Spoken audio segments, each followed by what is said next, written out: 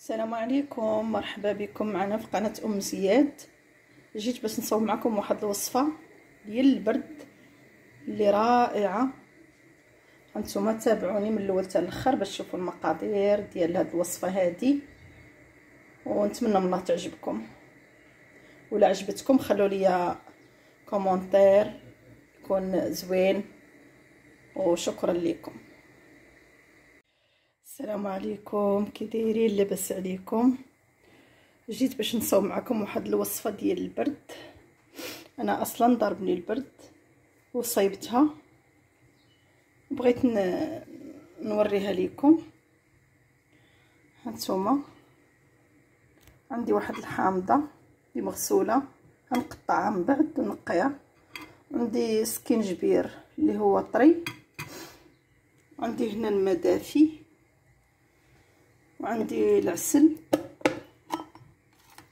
ها هو هذا العسل حر، ناخذ غير 2 معالق ديال العسل صغار، هذه غير معلقه صغيره. هنا عندي الكاس فاش غنصفي، وهنا عندي الطحانه اللي غنطحن فيها هاد المكونات هادو. هانتوما تبقاو معايا تنقي هاد الحامضه وهاد السكينجبير ونرجع معكم.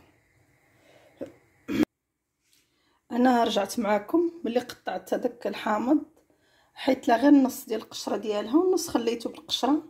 القشره ديالها راه مفيده بزاف. سمحوا لي على صوتي، راه ضربني البرد ما قادرش نهضر. هاد الوصفه راه ديال البرد زوينه، الناس اللي جاهم هاد الرواح صعيب، هاد الوصفه هادي راه زوينه ليهم بزاف. والسكينجبير هو قطعته حتى هو شويه، حيت ليه القشره وشويه خليته. غناخدو غنديرو غير بشويه بشويه، حيت الكاس ما غيزلش ليا هادشي كله. ناخد شويه الماء دافي، وناخد هاد الحامض نديرو على 2 مرات. مع تهرس ليا الكاس ديال العصاره الكبيره هادي، كتهز غير كاس واحد ديال العصير، ما كتهش بزاف. هنايا غناخد واحد المعلقه ديال العسل. العسل راه حر، هانتوما راه فيه الشهده، الشهده ديالو ما بغاش كاع يتهز.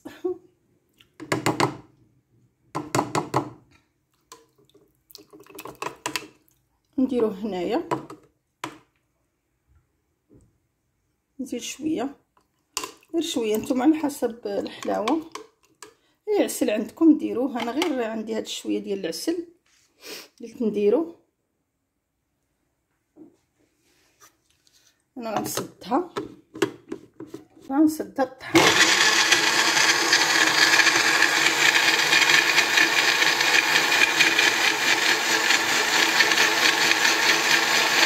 هانتوما راه طحناتو.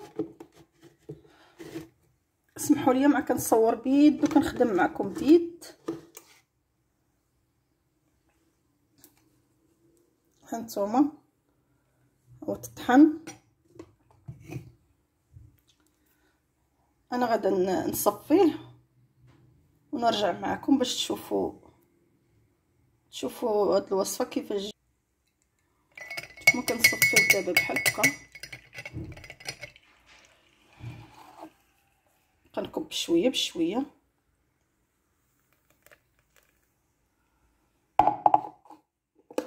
حركوا بشي معلقه باش يتصفى لينا. اوب،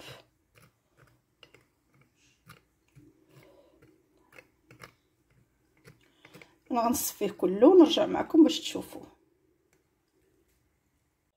هانتوما العصاره الاولى شحال خرجت ليا، هاد الكاس هذا ما عامرش بزاف، وهي العصاره الثانيه انا عصرتها، حد قسمتها على 2 مرات. انا نصفيها حتى هي في هاد الكاس. هانتوما هاد الوصفه هادي زوينه بزاف للناس اللي كيكحبوا ولا الحلاقم. راها كتشربيها كتحسي بها كتحرقك هنا في الحلق ديالك. زوينه بزاف بزاف، ونتمنى من الله تعجبكم هاد الوصفه هادي وديروها.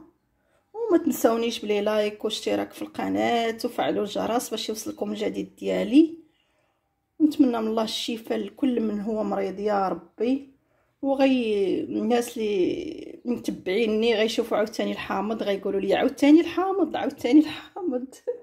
الحامض راه صحي ودواء زوين بزاف، البارد بزاف د الحوايج، بزاف د الحوايج فيه فوائد كثيره. نتمنى من الله تجربوا هذه الوصفه. انا غنصفي معكم هذه العصاره الثانيه ونرجع معكم. هانتوما هذا هو العصير ديالي ديال السكينجبير والحامض والماء دافي والعسل. اللي ما عندوش العسل غتقولي لنا العسل درتي لينا العسل حر غالي.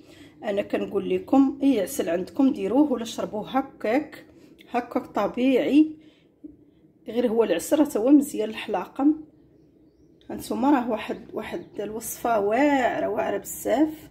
هذه هي البقايا اللي صفيتو. هانتوما اللي بغيتو تحتفظوا به وتزيدوا عليه الماء طيب وتشربوه حتى هو راه مزيان. هانتوما وهاد الوصفه هذه شربوها في الليل حتى الانسان صافي يبغي ينعس يدخل الفراش ويشرب هاد الوصفه هذه وما يبقى يشرب عليها لا ماء لا حتى حاجه وينعس. راه وصفه زوينه وفعاله، ونتمنى من الله يعجبكم هذا الفيديو هذا. وكنشكر لينا والمرضيه اللي عطاوني واحد الوصفه ديال اللفت، هي قالوا لي مزيانه الكحبه وداكشي، ولكن راه درتها وما بغيتش ندير عليها فيديو، نخليها ليهم هما اللي عطاوها ليا يديروا عليها فيديو. نتمنى من الله تعجبكم هذه الوصفه هذه، ونشكر كاع الاخوات اللي كيسولوا فيا والمتتبعين والمتتبعات ديالي اللي كيسولوا فيا وكيقولوا لي كي بقيتي. الحمد لله والشكر لله، ونتمنى الشفاء للجميع يا ربي. والى اللقاء في فيديو اخر ان شاء الله. ونتمنى من الله تجربوا هذه الوصفه هذه راه زوينه بزاف.